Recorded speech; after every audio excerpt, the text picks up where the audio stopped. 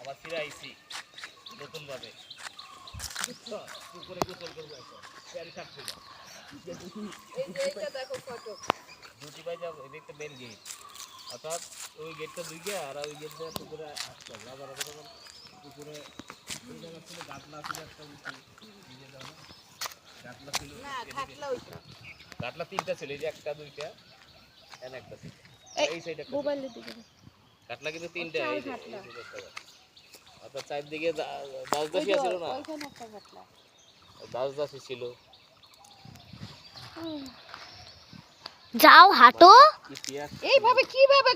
তো দেখো কি তুলতেছো না তুলতেছো